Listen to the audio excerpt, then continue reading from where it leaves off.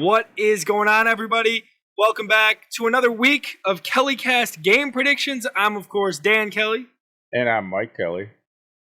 And we are here to talk about the Thursday night game between the San Francisco Giants? No, that's just your computer, sorry. San Francisco 49'ERS and New York Giants. But before that, Mike, some breaking news happened a couple hours ago here before we went live. Cam Akers being traded from the Los Angeles Rams to the Minnesota Vikings.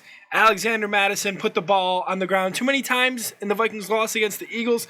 This led to them wanting the trade. I believe it was Akers and a 6 for a different 6 from Minnesota. So for a bag of footballs is what you're saying. They got him Less for than absolutely that. nothing. Less than that, right? So. What do you think? What are your first thoughts on Akers being traded? Akers, it's been a long time coming from what I could see. There's been a rift with him in the locker room in the past, and it's been a muddy situation. We just don't know exactly what's going on. We know last year he had 188 carries for 786 yards and 7 touchdowns. We know he didn't play last week due to personal reasons with the team, whatever it is. You're noticing that a lot more these days, Mike, right? Personal reasons. Remember the Raiders, Chandler Jones refuses to play for the team, just doesn't play. Yep. It's crazy how these athletes are, getting a chance to speak their mind, I guess, would be the way I see it as... because at the end of the day, they're humans. They're not just football players. They're not just super athletes. These guys are humans, and they have choices. Yeah, absolutely, and it's no different than the real work world for someone like you and I. We want to have. Don't a talk voice. about that. This is my escape from that. Regardless, my whole point is it's very similar. You got to have a voice. You got to, I brought something to the table. You see what I bring to the table. I want my voice to be heard. I want to be paid for my career, which, by the way, on average is 3 to maybe 5 years if you're lucky. Well, I think maybe that's the average just because there's so many players in the league. Of course, you got your exceptions, but there's many exceptions. Mercedes Lewis is in his 19th season, I believe, as a tight end. Impressive, right? Very impressive. But speaking of, things to be heard, how about things to not be heard? Game predictions last week, myself and Mr. Mike tied at 11-6 after that Eagles and Minnesota game that we both got right. We both picked the Eagles. Okay. In the slate following, Michael is the KellyCast game prediction champion. Grab the belt, sir. Yes, sir. I will take that honor gladly. Because pose for the camera. Get it bright and center.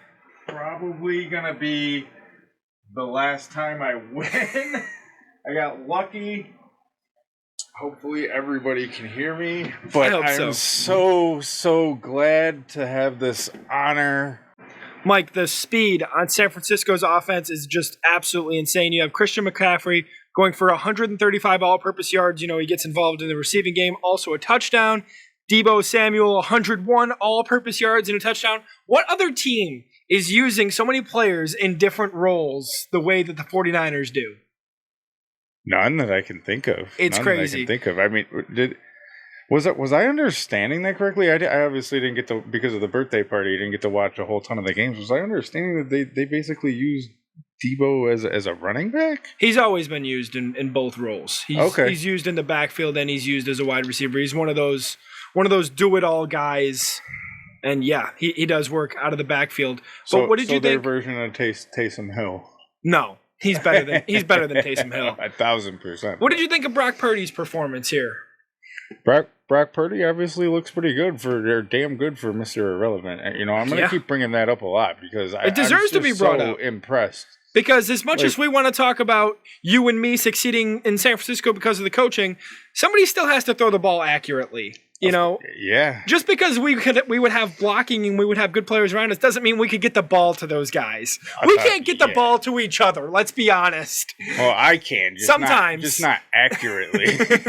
That's what we need to do in the NFL, though. And yeah, of course. Read me Purdy's numbers. What do you got? Where was he? We got 17 for 25, 206 yards. Mm-hmm. And as you said, he's accurate as all hell.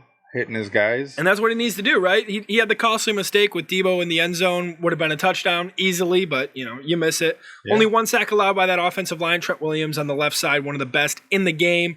A great completion percentage. And I wrote, Mike, that one mistake against the 49ers will cost you the game because they played the Rams. Obviously, they won 30-23. That's a close game. We were not expecting it to be that close. No, not at all. I expected... I expected a blowout. 2 possessions at least, right? Yeah. So I'm surprised they stayed in the game that well. And then there was an interception by Isaiah Oliver. He also had a tackle for loss on a 4th down. Isaiah Oliver, not a name that's well known, in the NFL, but he's a really good slot corner. And those turnovers came at a crucial time, like 17-17 tie game. Interception thrown by, who is it, Stafford? Yeah.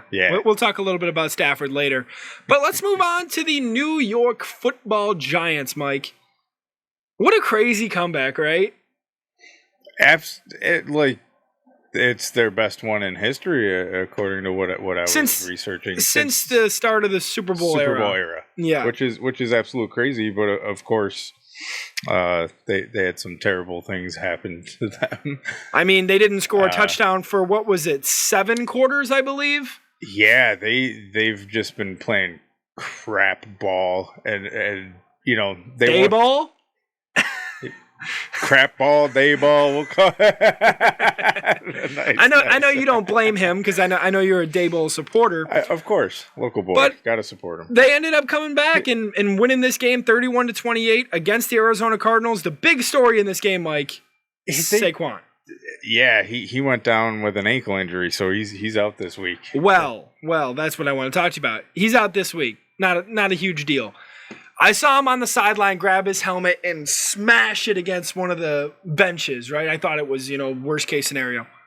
Turns out it's just a regular ankle sprain. It's not even a high ankle sprain. High ankle sprains are bad because they can linger, right? Sure. This is an ankle sprain. He's supposed to be out at least 3 weeks. We know he's going to miss tomorrow's game or today's game, I guess, with this video coming out on Thursday. And their left tackle, the Giants' left tackle, starting Andrew Thomas, was also ruled out. Yeah, so that means this week they're going to be relying on old DJ. Danny Boy's talent. Vanilla Vic. Yeah, Vanilla Vic, and it's just not going to get it done, man. I mean, it's possible. I mean, he had a really good year last year. Let's look at his numbers here: 26 of 37 for 321 yards, 2 touchdowns, 1 interception. Of course, a rushing touchdown. He's always good for one of those. I noticed a play in the Giants highlights, Mike. I know you didn't get a chance to watch them, but there was a play that was so reminiscent of Josh Allen.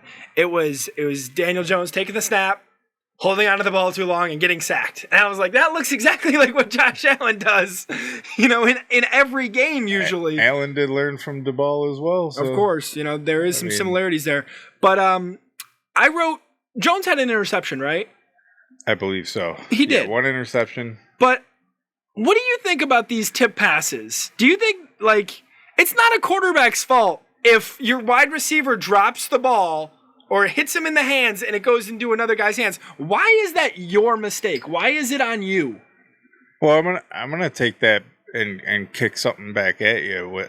I'm gonna answer your question with a question and say, why is it the quarterback who wins the game for you? It's not. To me, it's not. He gets the credit. He gets the credit. Everything's on the quarterback's shoulders, right? So he gets the credit. No. I would say, it depends on who you speak to.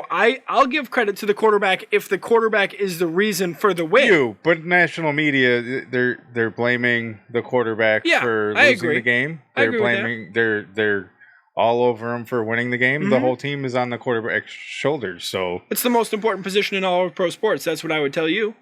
Of course it is. That and a goaltender for hockey. Canadian sports. That's for all you boys watching this. We hope you watch. I know all of you don't. You tell me you do, but I can see the views, so you know that.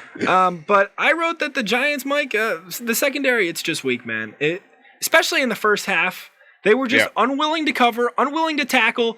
Josh Dobbs had his first rushing touchdown against the New York Giants. Just rumbled it in. I bet he's going to be one of the angry runs for Kyle Brandt this week. I know you like to check that out. Yeah, and we mentioned that it was a 21-point comeback, and what we didn't mention is a 21-point comeback against a team that or deficit that they shouldn't have been in the first place. Yeah, that team, the Cardinals are the worst. Going to be number one pick. Top three for sure. Top three. They're going to be in it. Not to mention the Texans again. Not to mention they own the Texans' first round pick. So they could have 2 picks within the top 5 this year if the Texans continue to play bad. So maybe their future involves Caleb Williams. I know we don't follow college football too closely, but maybe you know that name. And we'll have to see exactly what happens. For me, Mike, this game is just hard, right? Because you see what the Giants did against Dallas, 40-0. I know, you were celebrating upstairs. Loving it. But this is what I came up with. The Giants, for me, hard to gauge this year. Are you going to get a first-half team or a second-half team? That was a question with Buffalo, right? Sure. For a little while, they were so bad in the first half, but they were so good in the second half. And I just think the creativity for San Francisco, the coaching, the speed, everything, it's an NFC superpower. And I just think that the Giants are not going to be able to stop them. Give me the San Francisco 49ers this week. Yeah, absolutely. The 49ers look like they're going to steamroll not just their conference, but the whole NFC at this point. They're going for their third win in a row, opening the season for the first time since 2019. Okay. So I think they're going to accomplish that goal. I'm not going to go against you on this one. I hate seeing that championship on your shoulder. It's okay. I'll pick some different ones. I'll pick some more stupid ones. I hope so. I really do, because my confidence is at an all-time low. Guys, for me, please like the video, share it with all your friends, and subscribe. Be on the lookout for all of our predictions that are going to go up within the next couple of days here. Hopefully we get them all done with no technical issues this week. That would be really nice. But these are our Thursday night predictions. I'm Dan Kelly. That's Mike Kelly. We'll be seeing you in the next one.